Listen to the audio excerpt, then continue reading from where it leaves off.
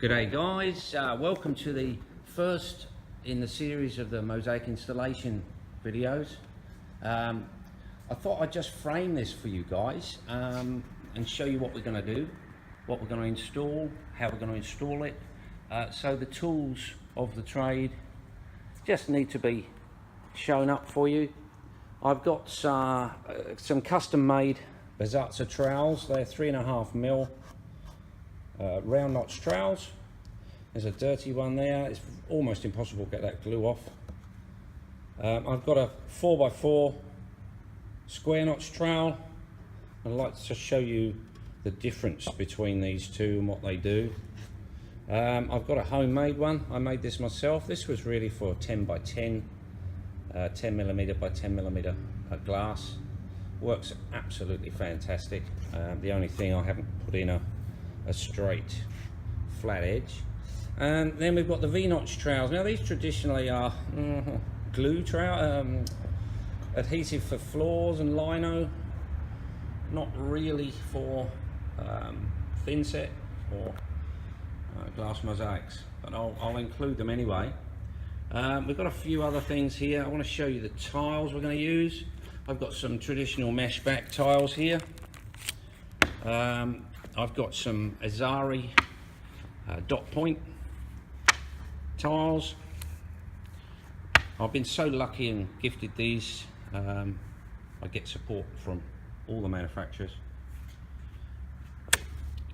Stitches tiles, we've got paper faced and they're mesh back tiles. I've got Bazatza mesh, Bazatza paper. I've got some, these are actually Trend, but they're very similar to Lightstream plastic faced. I've got some Trend plastic face. Now I do get a lot of calls with they have issues with putting this on. We'll go through those ones. I've got some ceramic tiles, again mesh backed. I've got some hot melt tiles, and I've also got some really quite heavy Opus Romano paper face tiles. We've got a couple of epoxies to use, a couple of epoxy grouts. Now we've got a couple of my favourite tools. This absolutely essential if you're doing curves, a setting mould. Now this is just a plastic bag with some sand in it, put in a kid's sock. Absolutely essential and works a treat. A diamond pad to rub some sharp edges off. I've got a ball to make curves with. You can pump this up bigger or smaller to accommodate which tiles you're using. I've got a grout paddle, or a squeegee should I say. I no longer use the rubber float paddle. These are fantastic. There's an alternative one there. This one you can actually take the boot off and renew the boot. Obviously a razor scraper. I do use quite a lot of wire brushes, nippers, some homemade custom ones for doing little areas, little strips. Again, I've put in round notches, 3.5mm.